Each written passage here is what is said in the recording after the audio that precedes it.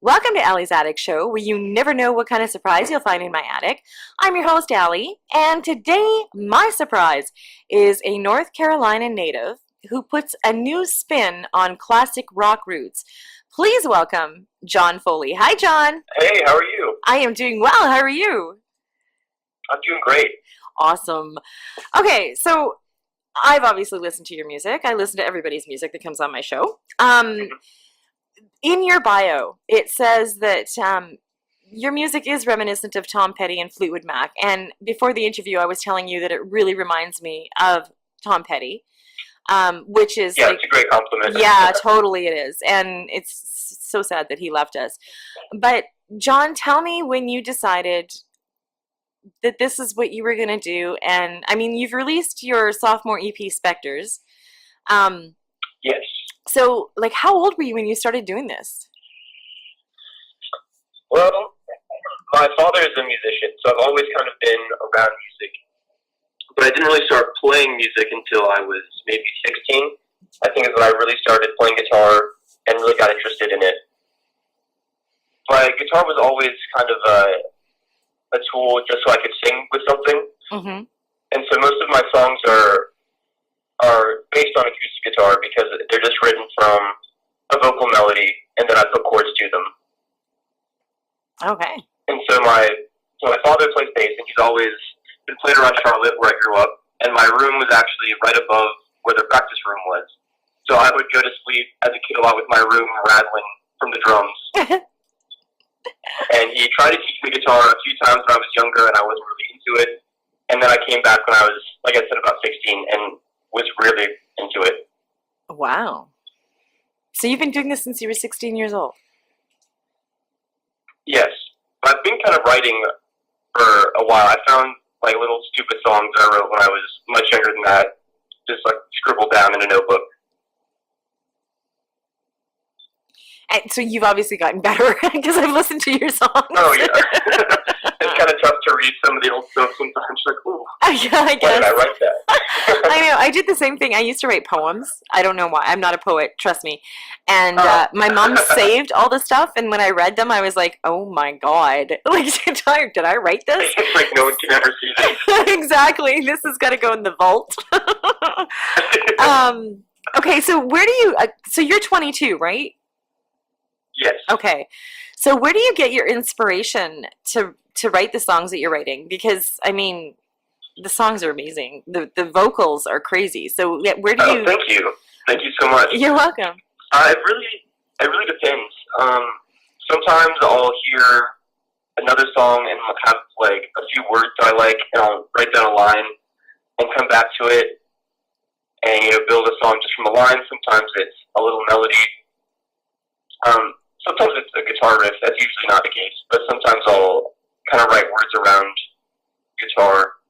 But it's really anything. Some songs I sit down and they just come out in like 10 minutes. Some songs I have to rewrite over and over and over again, which is what one of the songs Midnight Oil is about, is trying to get a song to work, and every time you rewrite it, it's something's not right about it, or it's just kind of the same thing. Wow. Okay. Well, that's cool. And you know what I love about, I mean, I can't write a song if my life depended on it, nor could I sing it or play any instrument to go along with it. But what I love about songs and songwriters is everything relates to something that somebody's gone through. I mean, you can make that song, you know, your anthem, or you know what I mean? It just blows me away. But I mean, I used to, when I was young, I couldn't get it. I was like, how did they know what I was going through? But then I'm like, well, wait, they've probably, now I know they've probably gone through it, or they've seen somebody that's gone through it. So yeah, I love that it brings people together as well. I think music is just... a lot of times... Go ahead. I usually don't think that I'm, like, writing from personal experience too much. I usually think that I'm just, like, writing a story. But a lot of times I'll write a song, and then a few months will go by, and something happens, and I'm like, oh, now I can relate to this song a lot more. So it's kind of weird to see a song grow, like, outside of you and kind of become its own thing. Yeah, I guess it would be. It's kind of like your baby, right? Yeah. Not that you would know. You're too young to have babies, so it doesn't matter. Anyways, So, do you play live a lot around Charlotte, North Carolina? Well, I live in Raleigh now. I moved here Oh, about okay. 5 years ago to go to NC State, and we used to play around.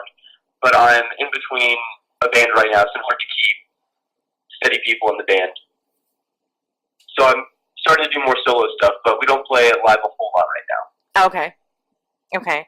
And you collaborated with a whole bunch of local musicians to record and release the Premonition EP in the fall of 2016, right?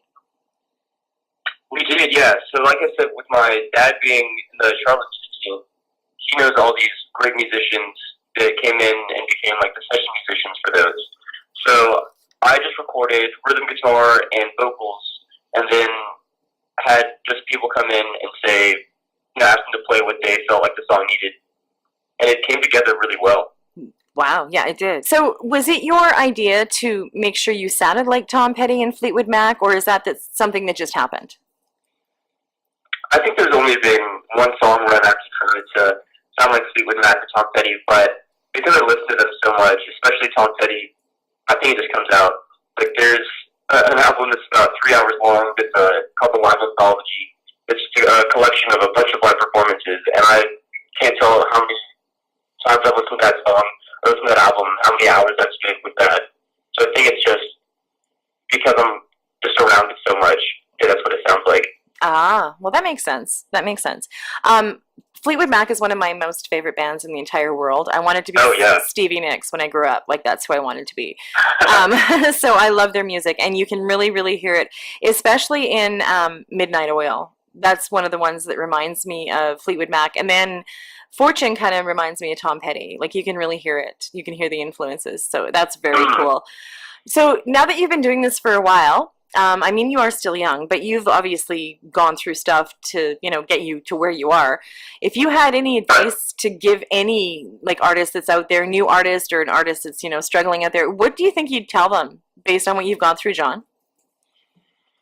I think I would just say to start doing it, because if you wait until you feel ready, you'll never really feel ready. So you just have to start, whether it's like recording a song or showing your music to other people. You just have to start doing something with it, and then as you do things, you'll learn and you'll meet other people, but you can't really start, you can't go anywhere unless you start. You just have to do something. Yeah, exactly. Where are you going for, like, what are your plans music-wise going forward? Well, we are recording so Spectres, the EP is really the first half of Spectres and Spirits album. Mm-hmm. So we're finishing at the second half of the album right now, Spirits, and we're just doing vocals right now, so it'll probably be out in the next couple months, and it'll be a follow-up, so it's meant to be listened to all the way through, like one album. Okay. Okay. And I guess eventually when you get a band together and things work out and you're done, you're in school right now, right? Your university? I just graduated. Oh, okay. So I'm out. Oh, congratulations. So I guess once you get a band together and stuff, you will start probably performing, like, in different places throughout Carolina, North Carolina, well, all over the States, I'm sure. Yeah, definitely. Okay. Live performance is definitely my favorite part of doing all this. Yeah. Well, and I could imagine that a lot of people would love watching you live. Like, do you have a YouTube channel that you play a lot on, or? We do have a YouTube channel. I'm not sure that there's much on it. I need to check and update it with some of the newer videos I have. Okay. So anybody can purchase your music online, and you also have a website. Like, that website's going to be up on my website. It's jfoleymusic.com. What two songs are we going to hear from you today? Oh, I mean, we've already talked about them. We're going to hear Midnight Oil and Fortune. Mm-hmm. So we know Midnight Oil is talking about writing a song. What is Fortune about? Right. Is that it just came to you, or? So it's kind of hard to remember where these songs started. Fortune was when they went through a few different versions before it got to where it is now. Oh, okay. But it's just kind of about, I guess, materialism in general and how money is not necessarily going to make you happy. You know what? I was talking about that earlier today. I said, you know what? It's so sad that money makes the world go round because it should be something else. Yeah. And then I said that we should all start using horses and carriages so maybe gas prices would drop and growing our own food. So then maybe, anyway, I had a rant about that today. The world. Exactly, right? Well, I want to say, I think you're amazing. And I mean, you're so young. Oh, thank you so much. And I can just see your future is going to be very bright, and just keep doing what you're doing because, good Lord, to sound like Tom Petty and Fleetwood Mac, which you do, but you also sound like you. I mean, you can tell it's you. So I think you're going to go really far, and I hope I get to watch some of the growth. And if you ever want to come back on the show, let me know. Anything new happens, you're more than welcome to come back on. If you have a new single that you want me to promote, you can send it to me and I'll put it up on my website. I have a page called Allie's Odds and Ends, and that's exactly what it's for. And yeah, awesome. Thank you so much, John, for coming on, and hope to hear from you soon. You have a great day. Yeah, thank you.